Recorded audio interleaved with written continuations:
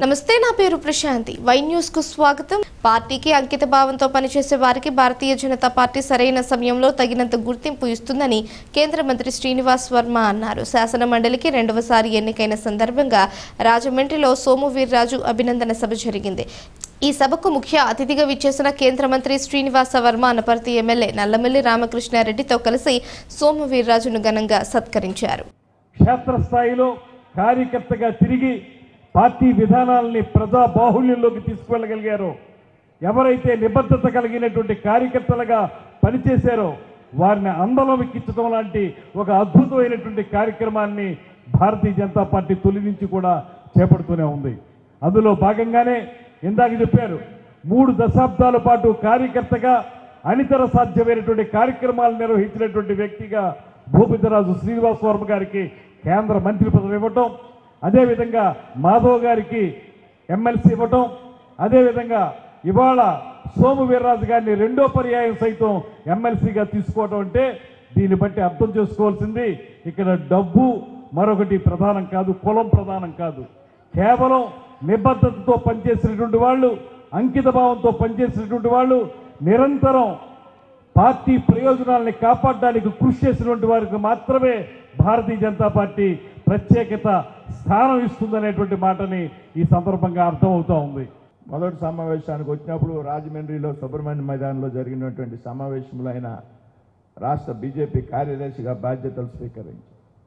ఆ తర్వాత యువమోర్చా అధ్యక్షుడిగా, రాష్ట్ర అధ్యక్షుడిగా, రాష్ట్ర బీజేపీ ఉపాధ్యక్షుడిగా, ప్రధాన కార్యదర్శిగా, జాతీయ కార్యవర్గ సభ్యుడిగా అనేక బాధ్యతలు నిర్వహించినటువంటి వ్యక్తి సోము వీర్రాజు.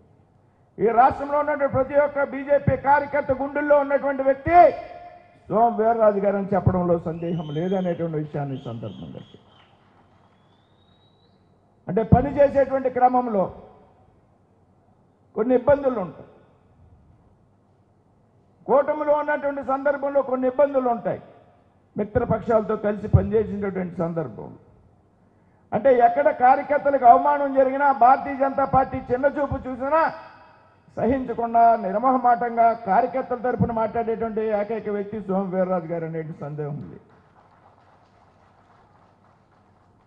ఈ సందర్భంలో పార్టీలో కార్యకర్తల్లో ఉత్సాహాన్ని నింపి రాష్ట్రమంతా పర్యటించి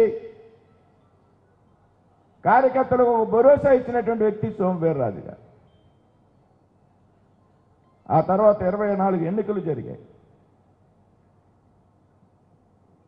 24 ఎన్నికల్లో రాష్ట్రంలో 10 అసెంబ్లీ స్థానాలు, 6 పార్లమెంట్ స్థానాలు